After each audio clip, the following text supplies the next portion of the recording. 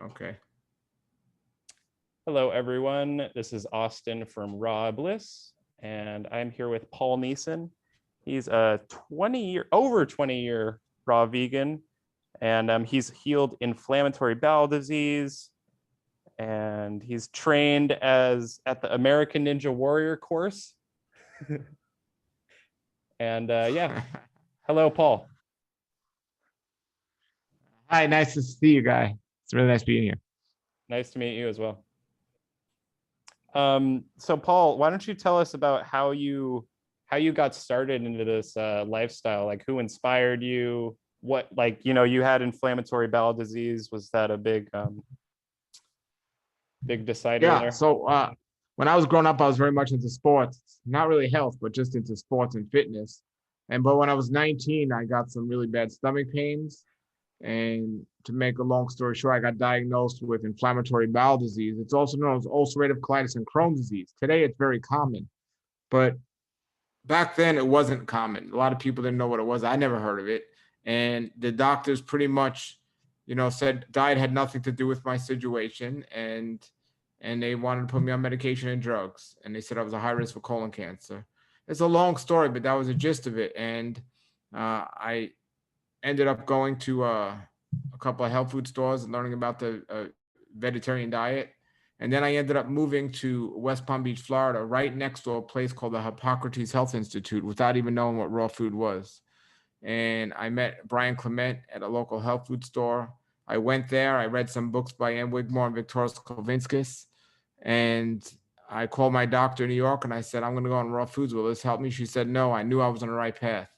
That was the last time I spoke to her. I went on a raw food diet and I got better almost immediately. And and then just traveled all over, just interviewing people who had been for a very long time. And back then, it wasn't as well known. There weren't as many books and stuff. And so I have interviews with all these old, long time raw fooders.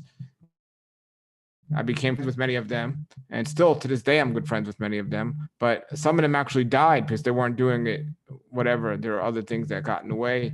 And just learning those things and figuring those things out. And then finally, I met Dr. Fred Bishey, who's lived down the block from me, and I don't even know him. And he's 91 years old. He's been eating a raw food diet for 60 years.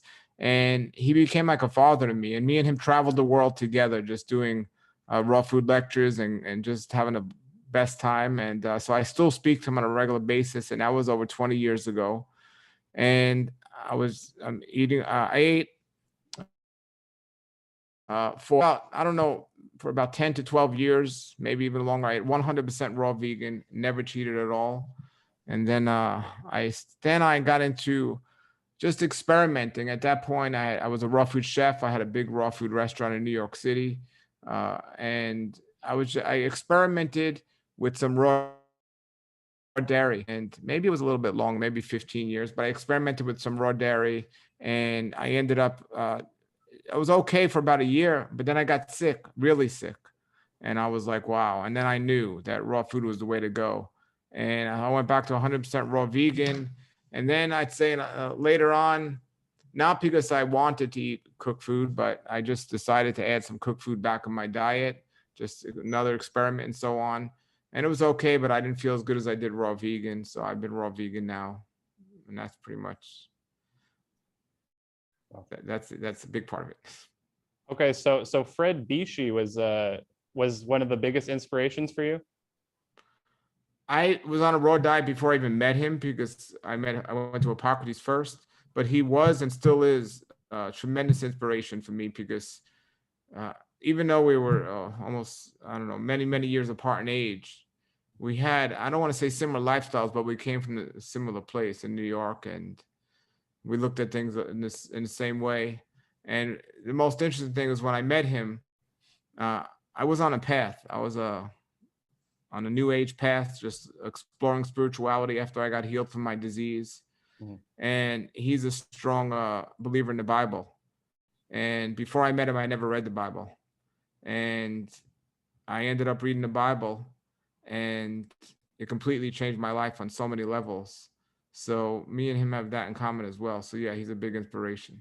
Do you have any other people that inspired you at that time? Yes, I was always into fitness, as I said, and a lot of the raw vegans at the time, or even vegans in general, were very skinny. And I was always into like, I don't want to say bodybuilding because it makes me sound like I was trying to be like Arnold Schwarzenegger, but I wasn't. I was just trying to be the best athlete I could be. And like many people getting into this, they don't want to be too skinny. At least the guys don't. So I was always into weightlifting and exercise. And Tim Trader and Doug Graham became friends of mine. And me and Tim would go to the gym and work out. I was more into a gym and the weights. Doug was more into running and stuff, but I liked the endurance stuff. So, they inspired me from a fitness standpoint. And so that was really nice. There was a fellow named Maurice Kruk at the time. He had a whole bunch of books. He was from South Africa, and he was into long distance running, and his books were amazing. So he was a big influence. I met a man, Alvin Lust, in New York. Not Alvin Lust. What was the guy? I met a man who published Arnold Ehret's books. He ended up getting Arnold Ehret's books from a publisher, and he became a publisher. So indirectly, I met Arnold Ehret, not like through two people that knew. One person knew him, and the guy I knew the guy that knew Arnold Ehret. Anyway, so Arnold Ehret's book were a big inspiration to me at the beginning of this. Of course, Brian Clement, where I got started with this. And even now, the other day I visited Stan Glazier, who's been eating this way for many, many years. And I remember I interviewed him when I first got into this, Aris Latam and all these old timers. Yeah. So it's been nice. And I some of them are around, some of them aren't, but so it's been nice. So so like I just got to know these people, and but eating this way was great. I mean, I'm very disciplined, so I just kept eating this way. And I don't know. I mean, I know how. I mean, I've learned a lot over the years, but I'm still very much into fitness. Yeah. And it's really important to me. And I don't want to be just. I travel the world eating the foods. It's fun, and I've had a restaurant in New York City, the world's biggest raw food restaurant ever. But to me, the fitness is something that it's important to look good presenting this, and I don't see that often. So that's important. So I do, so anyone who's into fitness inspire me, to answer your question. Cool. And can I ask how old you are? Yes, I am 50 years old. 50 years old. Oh, okay. And yeah, that's awesome. You're a Bible man, you're a God man, because that I feel like it's very in line with the diet, like they talk about, I give you every fruit bearing seed as food, right? When I wrote my first book, the only Bible scripture I knew, because I didn't grow up reading the Bible. And when I wrote my first book, there was I put Genesis 1:29 in there, which said the food for man is fruits and vegetables. And that's the only Bible verse I knew. And I wasn't even interested in reading the Bible. And then when somebody told me, I heard your lecture about health and healing and prayer and all this, and I know the greatest health book ever written. It's the Bible. And I said, no, it's not. And he said, have you ever read it? I said, no. He said, well, how do you know it's not? So I read it. And I ended up writing a book called Health According to the Scriptures. Oh. And my whole focus had changed. And then I started to teach in churches. And now I have the main thing I do now is I have a Bible ministry, and I teach the Bible. That's the main thing I do. Wow. Because it's just really the instructions are there. And I explain to the vegetarians, and I explain to the meat eaters what the Bible says about it. I don't drink alcohol. And, there's a lot of people that misrepresent the Bible in general because they don't get it. They don't dig into it. But I spend a daily digging into it. I have a whole YouTube channel on that. And it doesn't go in line though with, it goes in line with the way we're eating, but it doesn't go in line with the raw diet in terms of there aren't too many Bible people that are into eating healthy. Yeah. Except maybe the Seventh-day Adventist and Ellen White's books that's promoted health. But for the most part, the churches are very sick and they're not teaching health. Yeah. And then there are a lot of non-Bible people that are literally following the Bible instructions, but they don't consider themselves Bible people. So it's very interesting. I mean, I get, a lot of flack from both sides of it, but sure. Yeah. what do you think about the Essene gospel? What do you think about that? Okay, so this is one of my favorite topics, and just anything to do with the Bible. So the Essene Gospel of Peace is a wonderful health book, but it has nothing to do with the Bible. It's a fiction book. And I at first when I got into this, I was like, wow, I don't even need to read the Bible because this has everything that makes sense to me. But then when I realized Edward Sukowski, he just wrote this book. And when I studied the Bible, I mean, it's not even close to the Dead Sea Scrolls, let alone the Bible. I mean, the Dead Sea Scrolls were pretty close to the original covenant, the Old Testament. I promise you, I studied over and over again. I'm a believer in colonics, but Yeshua never did a colonic and all this stuff. It's a great book, but it's not biblical. And just another proof of that is I can go into a New Age bookstore anywhere in the world, and I said, well, do you have anything on Christianity? They're like, sure, and they'll point to the Essene Gospel of Peace. It's a fiction book, and the story that it was in the Roman Catholic Church and they hid it and all that, it's not true. And I don't discount it because it's great health information, but it's not biblically based, and people don't know that. The Essenes, though, I did go to Israel and I went to Karam and I went to where the Essenes were. The amazing people. The reason they were out there was they didn't want anything to do with the sacrifices of the animals because they were vegetarian with the sacrifices of the people at the temple. So that's why they moved out there, and just amazing people. And it's highly probable that John the Baptist was an Essene. And some people say Yeshua might have been, but that's more debatable. But definitely John the Baptist could have been. So locusts, when they said he was eating locusts, it could have been a carob and not necessarily locusts in the wild. Interesting. So just all interesting stuff. Okay, and like for your like I know you have a lot of experience on the raw food diet, and what like fat percentage, like do you eat a lot of raw gourmet, or what have you found that's worked best for you, I guess? Okay, so for me, I've tried it all. Right. And I could tell you where I'm at now is what's working best for me. And I did the high sugar, I did the high fat, I tried it all over the years. But right now, and for a good amount of time, what's been working the best is following food combining as best as possible, not to mix my fat and sugars. To me, that's one of the most important things that I've learned. And I have a fruit farm. I have over 100 fruit trees where I am. I'd say I eat on average. I mean, I eat 2 meals a day on average. One meal's a fruit meal, and one meal's it was just a salad for a really long time. I would just eat a salad or greens and an avocado. I would just eat that. But I did a fast last year. I did a lot of fasting over the years, but I did my first long-term fast. And while I was fasting, I was thinking of all these recipes, and I was never really into recipes. And I don't like garlic or onions, but I was in Amsterdam years ago, and this guy had a raw food restaurant, and they made all the recipes with no garlic or onions. And I found their book when I was fasting. And so after the fast, I started eating those recipes. So and they're nice recipes. They're pretty combined well. So I've been eating those a lot now. But pretty much, don't eat late at night. Don't eat mixed fat with sugar, and just keep it balanced. So you do a big fruit meal in the morning and then like a salad in the evening. Ultimately, I would like to do that. The way it's been lately, it's been a little bit more sporadic than sitting down at one big fruit meal. I'm big into the mono eating, but like right now, mangoes are in season, so I can mangoes, but I can't. For some reason, mangoes and watermelons are two foods I can't eat as much of. Like I could eat durian all day, but mangoes and watermelons I can't eat too much. But so now I'll just have straight up fruit because it's in fruit season. But if I'm not in fruit season, I'll do smoothies. I'll do a smoothie instead of fruit, because you can get frozen strawberries from the store if you have to, and a banana.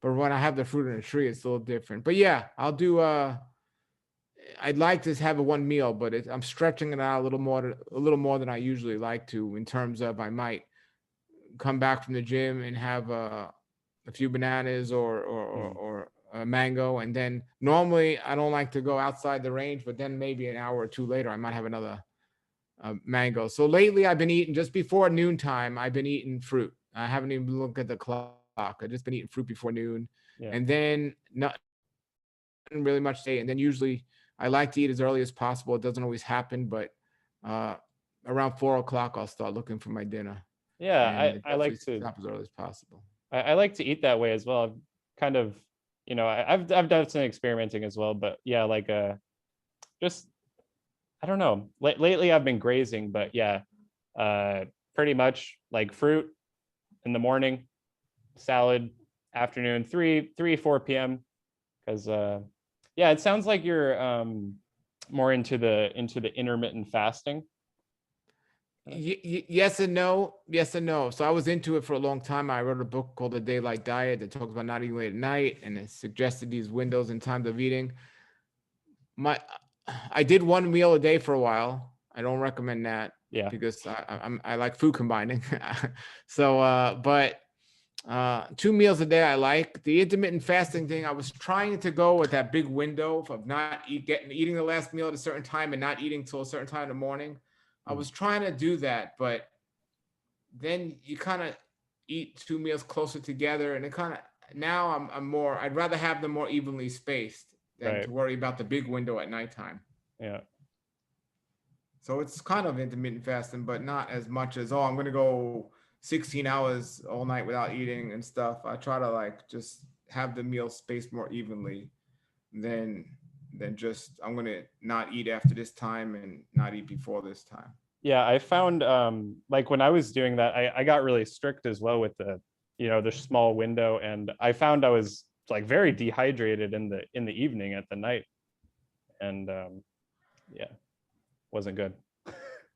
Yeah. So, and we learn. I mean, our bodies are experiment. There's a lot of our life based, like there's a lot going on in our life, So as far as I know, you're a single guy, you live in where you're out there. So you could do that a little different than if you had a 9 to 5 job in New York, So people have to adapt to their not make excuses for their situation, but they have to adopt their schedule for their situation, Right. sleeping patterns.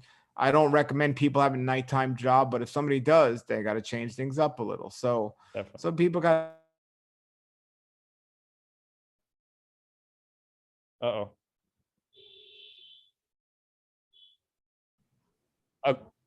Yeah. Okay, we're back. What were you saying, Paul? I don't know the last thing you heard, but I was saying we have to adapt to our situation and where we're living and not make excuses, but we have to adapt to our environment and everything. Yeah, definitely. Do you do like juicing? I get in phases. For me, greens are very important in my diet. Mhm. Very important. Right now, I'm actually doing juicing every day because I actually have somebody making a juice for me. Nice. But I get in phases where, I'll tell you, for the last 5 years, I would go 6 months doing heavy juice and 6 months doing heavy salads. I tell people, get greens in your body one way or the other, whether it's juicing, smoothies, or salads. You need the greens in your body. So for Yep. me, it just seems like over the last years, I would get in this habit of juicing for like a season and juice every day, and then I got a little bored with it. Now salads if I wasn't juicing. Now I'm being spoiled and I'm getting both, and I love it. Right. But it's very, I think it's very helpful, and we got to get those greens in our bodies. Absolutely. Yeah. Let's see. Oh yeah, why don't you tell me a little bit about because you said you have 100 fruit trees on your property. Like what kind of fruits are you growing there? So I live in South Florida, and it's a tropical environment. And when I moved here, I had a little townhouse, and I wasn't even allowed to plant fruit trees, but I did. I planted a sapodilla tree. Mm. I planted a longan tree. I planted a ackee tree and a jackfruit. Those are the first trees I planted, and I had some avocados and a black zapote. And so that was what I had at a little townhouse. Well, I got a nice house here with a small yard, and I just went crazy. And I moved those trees here from that other place. I learned how to do that. And I got really into mangoes. When I first moved here, I had like 2 or 3 varieties of mangoes, but then I learned and tasted all these other varieties that are coming out now. I live right near Zill Nursery, which makes all these amazing varieties of mangoes. So I have 60 varieties of mangoes right now. Like, And a lot of them are new. Some of them are like lemon meringue and and pineapple pleasure and Wow. sweet tart mangoes. So they're just amazing. I learned how to graft mangoes and graft other things.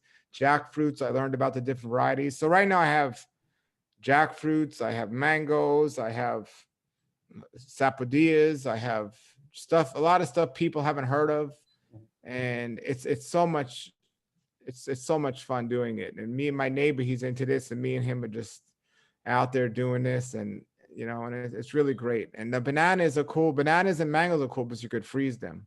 Yeah. And it would sound to somebody like I must eat way too much fruit, but I don't eat that. Mine things are seasoned properly. I got like avocados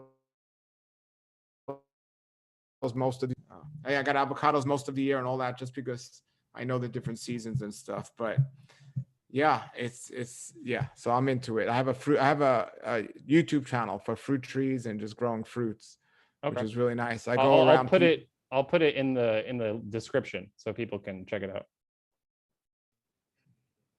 Okay.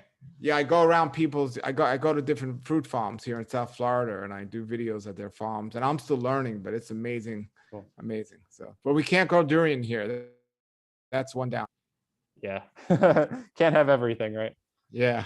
Um. So, what was I gonna say? So it seems like there's a lot of like raw foodists that gravitate towards South Florida. Do you think it's like one of the best places in the States? 100%. It's why I moved here. I grew up in New York, but I mean, South Florida is a tropical environment, Mhm. and we got California and South Florida are the best two places in the country for food. Mm. But I don't like traffic, so I picked Florida. Okay. But other places, yeah. I Okay, mean, cool. today you can go to Asian market anywhere and get anything, but if you want to grow food, California and South Florida. Yeah, I think eating local foods is so important. A lot of people, will get like I love the Asian market. Like I probably wouldn't have been raw if it weren't for the Asian market in Seattle with the rainy, the colds. Not much grows there besides apples.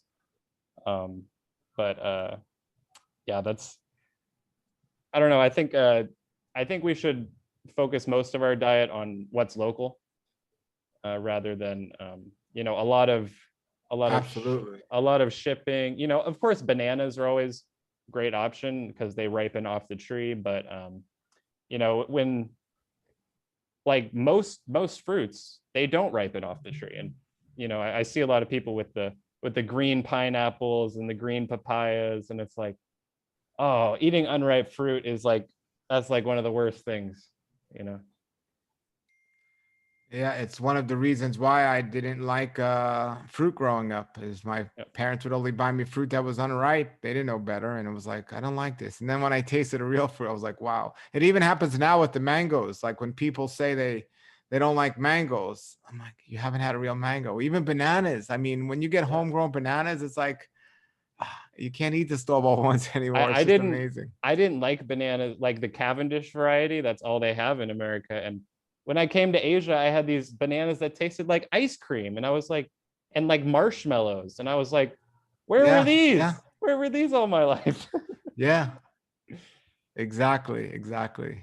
What's your favorite like raw gourmet dish to make? Well, so I'm a raw food chef. I had a restaurant in New York and all over. I would just make raw foods. However, I don't need to make raw foods anymore because I got my own personal chef now, so to say. But my favorite dish. I mean, even though I don't like to mix sugars and fats, I certainly have a sweet tooth, and some of them are really nice. Uh, just like you and I was speaking, I used to go to a restaurant that had something raw on the menu, but now that I'm getting this food at home, like fresh, it's like I don't even want like the restaurant food anymore. Right. But I mean, if you, on my Instagram page, you see the amazing dishes that I eat. My favorite one that's a non-dessert. I mean, I had some hot stuffed peppers yesterday. They were Ooh, sweet peppers that was stuffed with a fermented cashew cheese, just or pine nut cheese. Yeah, it was absolutely amazing. wow. But it's just so many. It's just so many I know. dishes. I It's mean, hard, tonight I hard to had a hard to choose when you're a chef. yeah. Yeah, and like I said, I didn't do the recipes for years for myself. I never did them, and it was just only after this fast that I was thinking about them. And now it's like I'm having fun, but I'm going backwards. I'm gravitating. I'm telling the person that's making me the food. I'm just like, look, this is nice, but I just want plain salad. And they're like, okay. Yeah. So Yeah. So sometimes like, salad. My advice to everyone out there: a good salad dressing is all you really need, and that's everything else is fine. yeah, I think you know, the complexity is nice like every now and then, but it's easy to get lost in like the more you add to things, the more you want to add, and it just gets too much. Um, so what do you think is like the optimal fat percentage in like a raw food diet? I mean, environment does have something to do with it. I think people in a Yeah. colder environment can get away with more. Also, of course, exercise does. I mean, like, Right. so when I come back from the gym, if I did some cardiovascular exercise, I'll give myself more room Mhm. as opposed to not. I know a lot of raw fooders want to get their blood work done. I'm big into people getting their blood work done to making sure what they're doing is working. And believe it or not, raw vegans have high cholesterol. I had Hmm. high cholesterol, Interesting. and I was like, how in the world I have high cholesterol? I mean, I eat a lot of coconut meat. I have coconut trees, and All a right. good amount of coconut meat, and so on. So, people say, well, it depends where the fat's coming from. No, if you eat coconut meat every day, you're gonna have high cholesterol, and people Yeah. don't realize that. I mean, when I used to eat a lot of durian, believe it or not, somebody told me when I was young that durian's gonna raise cholesterol, and I was like, it can't. It's not an animal. Well, you know what? Yeah. It can, and it does. So, I believe it. Yeah. yeah. So, Especially avocado. I mean, avocado is like 80% fat. yeah, and I mean, some of them are 9 varieties. There's different types that are Right. not as fat, but some of them are. And so, but the ultimate, I don't know. It depends for people, but I think we have to control ourselves with the nuts. We need to, I Mm, like the natural hygiene approach to nuts. You wouldn't crack this many nuts open and eat them in nature. So, yeah. you got to think about that. And I mean, avocados you can eat in nature a good amount. Mhm. So that's something to consider. But I don't know. I mean, I don't have a number. I really don't. I just tell Yeah. people not to overdo the fat or the sugar, And I mean, the sugar you can get away with a little bit more if, again, you're doing a lot of exercise. But Yeah. some people they exercise more just to eat more, and that's not healthy. Right. So That's almost like a bulimia, right? yeah, Is when people exercise just so they can eat a big Y- meal or something. yeah. And I know a lot of, not a lot, but I know a good amount over the years of people that have done that. Yeah.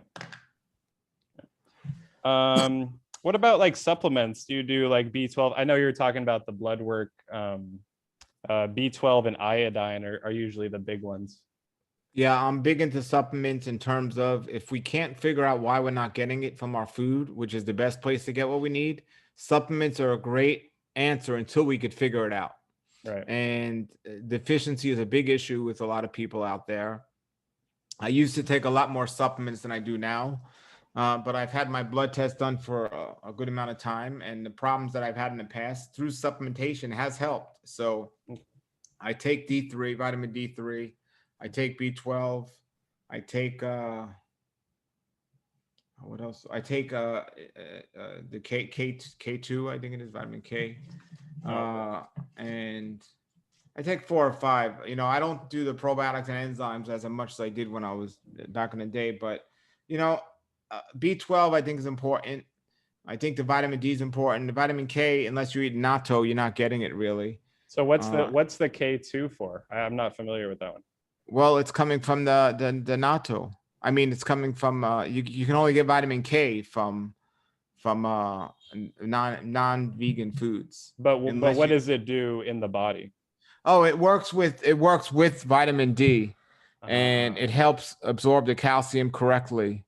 okay. So it monitors that whole system with the bones and stuff. So Interesting. a lot of people, I was part of a study when I first got into the raw diet by this guy in St. Louis, and a lot of raw fooders had weak bones and Mm, bad bones. And so if you can get natto, you could probably get it out there. It's a yeah. soybean, forget the soybean, probably better than here, but it's helpful, and it's something that is hard to get on a vegan diet. Yeah, I But might I try it think out. Yeah, just check your blood work and monitor it. If Yeah. I hear great things about like potassium, and we can get that from bananas and stuff. But there's a lot of things you hear, but the best supplements for people are the ones they need. And yes, we should be getting it from food, but I'm not an advocate of, well, I'm only eating things that are natural and supplements aren't natural. Right. There's one supplement that I take. It's really a food that I'm very high advocate of, and it's astaxanthin. It's a liquid algae, a red liquid algae, Oh, okay. and it's stronger than turmeric. It's stronger than vitamin C, and it's the highest anti-inflammatory food in the world. And most people, if you take a CRP blood test, you see reactive protein, it should be under 1.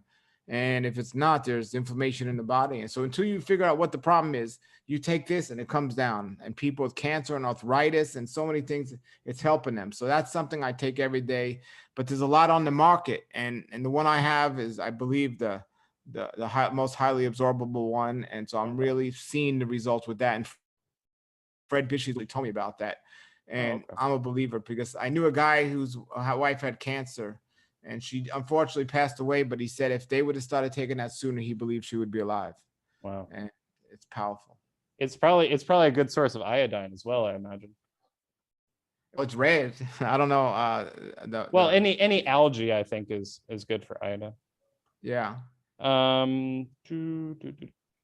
So let's see. Any like advice you could give to somebody, like just a couple things, like if they're just starting on a raw food diet? I mean, number one, do it for you. Don't do it for anyone else. Don't try to impress anyone else. Do it for you. Yeah. Something a lot of people don't think about is relationships can definitely be an issue, and people can get stressed out too much, especially if somebody's eating one way and somebody else eating another way. Most people won't talk about what they're eating if you don't. And if you talk about what you're eating, a lot of people won't necessarily agree with you. And it's easier today to find a restaurant or somewhere to go to if you're eating out, but the social aspect is big, for people. So to pay attention to that, surround yourself with supportive people. I used to say back in the day that, just tell people my doctor said, and then people will leave you alone. And and you are your own doctor, so really it works. But yeah, so that'd be a big advice: is don't ignore the social aspects of it. It's very helpful to be around people that are eating like this as well. And experiment, be open. Somebody say, "Oh, I'm always changing," meaning me, and I was like, "Yeah, I'm trying to learn new things that what's going to work." And it's good to change, but learn from other people's mistakes also, not your own. Yeah, I like that. Just a few quick questions. Fork or spoon? Fingers. Okay, if you had to pick one though. Spoon. Spoon. Okay. And beach or jungle? Beach. River or ocean? Ocean. Okay. And your favorite vegetable? My favorite vegetable. That's a good question. Probably kale. Kale. Oh, okay. And favorite fruit? Durian. Yeah, that's the right answer. Oh yeah, I saw on your Instagram you were training at the American Ninja Warrior course, right? I no, I'm always looking to do fitness, but at the local trampoline park where I took my children, Oh, they had a ninja course. So I'm one to not pass up an opportunity. So I wasn't necessarily training on it, but I always doing exercise. So that's cool. I got off the trampoline and I went to go do that. And I rocked it. I mean, it was fine. Yeah, it looks like fun. Yeah, it's a lot of fun. And I mean, I love fitness. So Right on. Do you do anything for your beard? Do you put any oil in there or anything? So I have a beard channel on YouTube as well. I'm really into. I think hair is part of the body, and it's important. But me, no. I mean, every now and then I might put some oil, but not really much anymore these days. At one point, it was like much more. Right. Yeah, and then one time it was all out. Now it's a little trimmed, but no, I don't put it much in it these days. Coconut oil once in a blue moon, not Okay, much. Yeah, cool. I have a lot of information about beards. Yeah, I'll link your channels below. Is there anything else you wanted to talk about? Uh, no, a lot of people, this diet, it works if you do it the right way. If you do it the wrong way, it can be dangerous in terms of, you don't want to get yourself into a deficiency. You don't want to just fast for like 6 months to just lose weight. You have to have a good Yeah, reason to do it. And, you know, enjoyment is really important, is joy. If you're doing this or you're doing anything in life that you're not enjoying, don't do it. You're not going to yeah, be successful. People say how I could be so successful. Look, I love the taste of uh, unhealthy food, but I don't love being sick. So that drives me to stay healthy. They say, well, you don't have a choice because if you eat unhealthy, you can go back to getting sick, which is true to a degree. But I love what I do. I don't have cravings for cooked food. I don't have cravings for these other things, yeah. and if so enjoy what you do, everybody, and if you enjoy the raw diet while you enjoy it, do it. If you don't, just find a healthier version of something else that you enjoy, but don't get out over it, and it's very enjoyable thing. And, it's not that difficult. You got to try it. Yeah, I think our, like people say our why, like our it I think that's the most important thing, is the why you do it, not the um the other stuff, the other reasons. Because Yeah. if you don't have a why, then why? you know? Yeah. Yeah. And also monitor your blood work too, if you can. I mean, it's easy these days to get a blood test online, or the Planet, and go to a local laboratory. And it's, monitor your blood work, everybody, I've because been meaning to do that too. I gotta find a place here in Vietnam. yeah, because if we just go by how we feel, I mean, I know people that smoke crack that feel good, but it's not good for them. So we need to just make sure everything's good. And if you see something dangerously out of range, until you figure it out, take a supplement and then figure out what's the problem, and it's not difficult. It's a learning experience. And anytime we make a change, we have to learn, but eventually it's gonna be fine. Yeah, I think people often will look at one case or one person that failed on the raw food diet, and they say, "Oh, look, it's the raw food diet." It's no, it's the raw. You could do the raw food diet like 100 different ways, and you could not supplement, you could not get the blood work, and you could eat only uh almonds. I don't think Yeah. that's you can't do that. So yeah, I think you gotta take a lot into account rather than just, oh, it's the raw food diet. If like there's no one size fits all in the raw food diet, so much variation. Exactly. And I think I do see people, one of the pitfalls is people eating too much because the food is that good. And I think it's good to just slow down. It's better to eat too little than too much. And I think that's the problem people have. And, it's important, everybody, to look at your gut. Like, be honest with yourself. And at nighttime, look at your gut when you're stand sideways. Your gut shouldn't come out past your chest. If Right. it does, something not, you got work to do You're there. And it's not constipated. just about fitness, it's about eating from the bloatness, probably of the uncombined foods, and Yeah. eating too much or too late. So, your gut should not be hanging past your chest. From what I see is a good picture of health. Yeah, I think people could even get the, like you said, the inflammatory bowel disease if they overdo the gourmet aspect of the raw. I mean, I haven't seen it, but anything's possible. But they Yeah. definitely could run into some big digestive issues if they don't follow food combining. Yeah. And most gourmet doesn't, so I don't want to see anyone sick. That's what drives me, is I want to see people get better, and I want people to know their choices. And if somebody has cancer and they decide to do chemo, I'm going to support them in their decision for their own life, but I'm just going to give them the information that I know to be best. And what they do with that, I can't control their decisions, but Yeah. I'm not going to try to add stress to their lives, especially at that point. Yeah. All So right, Paul. good, man. Well, I think that's all.